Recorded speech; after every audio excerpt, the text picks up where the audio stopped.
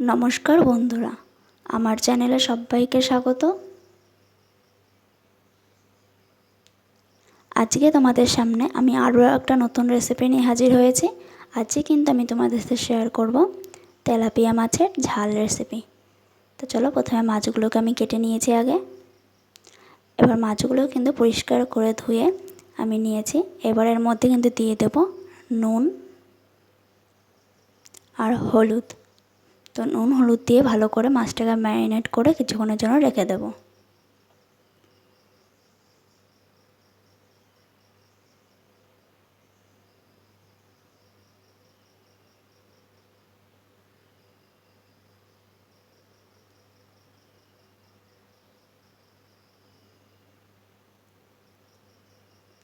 এবার নিয়েছি কিছু মশলা। এখানে নিয়েছি টমেটো, আদা, রসুন, পেঁয়াজ সব কিন্তু আমি ভালো করে পেস্ট করে নিয়েছি।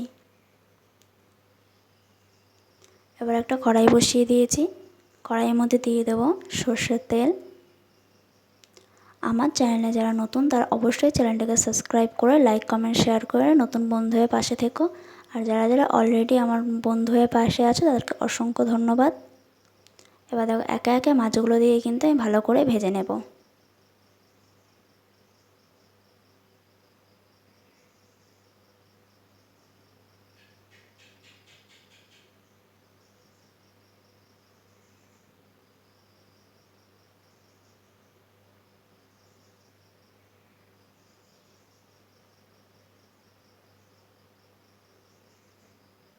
আমার কিন্তু এক পাশ ভাজা হয়ে গেছে। এবারে কিন্তু আমি আরও এক পাশ কিন্তু উল্টে দিয়েছি ভাজার জন্য।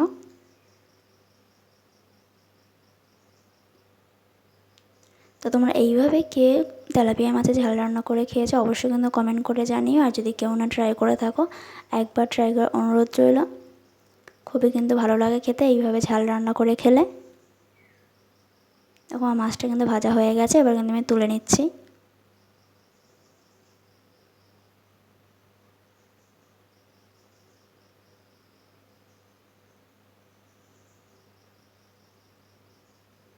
এবার একইভাবে যে মাছ কটা আছে সেগুলোও কিন্তু একইভাবে ভেজে নেব। এইভাবে তেলাপিয়া মাছ রান্না করলে ভাতের পাতে এই তেলাপিয়া মাছ ছাড়া আর কিছুই কিন্তু লাগবে না। এই তেলাপিয়া মাছের ঝালটা এত সুন্দর হয়।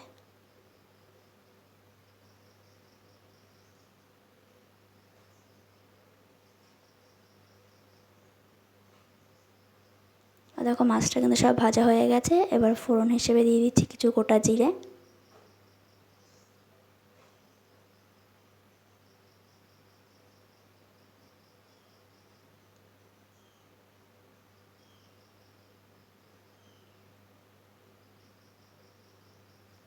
এরপরে কিন্তু এর মধ্যে আমরা দেব পেঁয়াজ বাটা।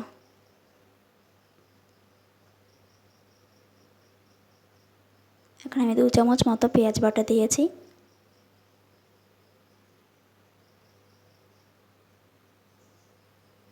আমি পেঁয়াজটা কিন্তু একদম মিহি করিনি, একটু মানে দানা থাকতে থাকতে কিন্তু আমি পেস্টটা করেছি।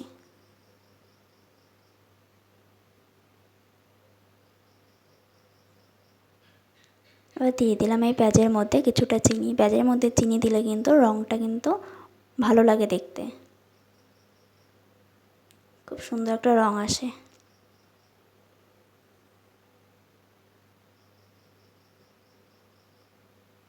এরপরে কিন্তু আমি এর মধ্যে দিয়ে দেবো টমেটো পেস্টটা।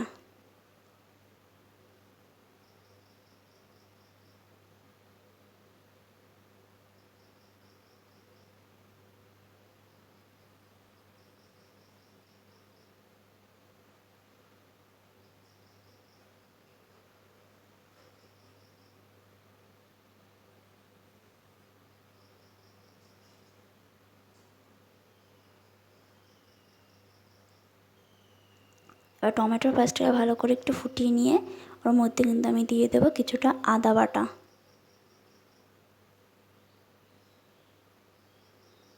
কিছুটা রসুন বাটা,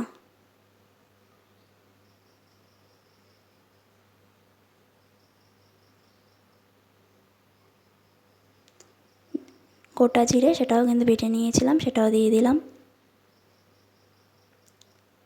স্বাদ মতো নুন, হলুদ,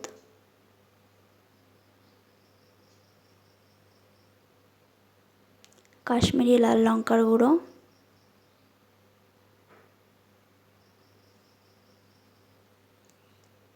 আর এখানে কিন্তু পাকা যে কাঁচা লঙ্কাই পেকে গেছিলো সেগুলো কিন্তু বেটে নিয়েছিলাম, সেটাও দিয়ে দিলাম।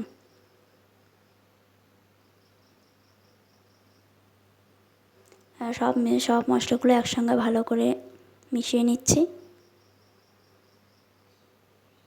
ভালো করে কিন্তু মশলাটাকে আমরা কষিয়ে নেব। এবার ঘন ঘন নাড়তে হবে যাতে মশলাটা নিচে লেগে না পড়ে। খুব সুন্দরভাবে কিন্তু মশলাটা কষিয়ে নিয়েছি।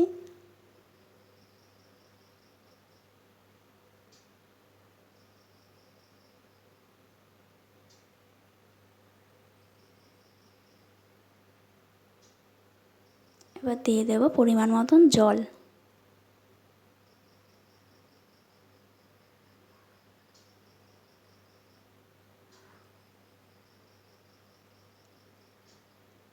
এখানে কিন্তু আমি হালকা উষ্ণ গরম জল নিয়েছি, তাহলে কিন্তু এই জল ভাবটা আর লাগবে না।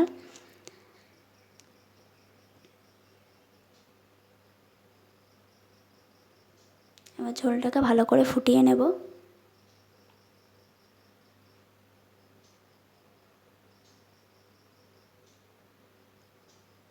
দেখো ঝোলটা কিন্তু টকবক করে ফুটছে।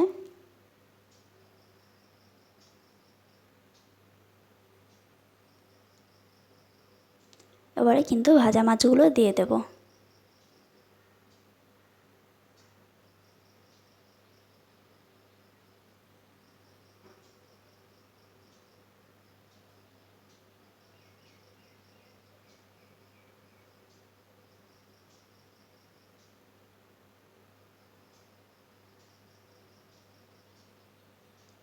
এবার সব মাছগুলো দিয়ে হালকাভাবে ঝোলের সঙ্গে একটু ডুবিয়ে নেব মাছগুলোকে।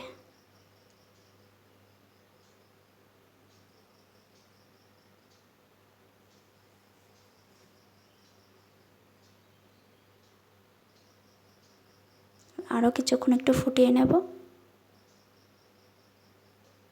দেখো আমার কিন্তু তরকারিটা প্রায় হয়ে এসেছে, আমি কিন্তু আর বেশিক্ষণ ফোটাবো না।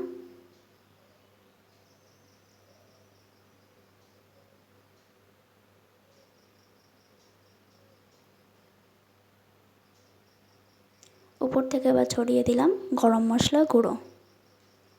তো এই তো, এবার একটুখানি হালকাভাবে নেড়েচেড়ে মশলাটাকে মাছের সঙ্গে মিশিয়ে নিলেই রেডি হয়ে যাবে কিন্তু আমাদের তেলাপিয়া মাছের ঝাল বলো, কালিয়া বলো, তোমরা যেটাই বলো রেসিপিটা। অসাধারণ স্বাদের হয় কিন্তু খেতে।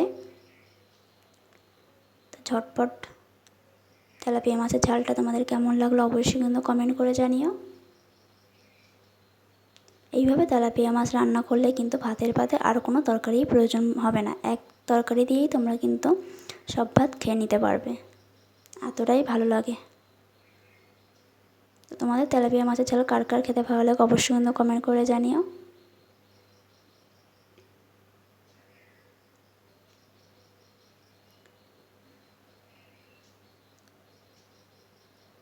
তো আজকের রেসিপিটি এখানেই শেষ করছি, দেখা হবে অন্য একটা রেসিপির সঙ্গে। ভালো লাগলে রেসিপিটা অবশ্যই লাইক কমেন্ট করে শেয়ার করে দিও।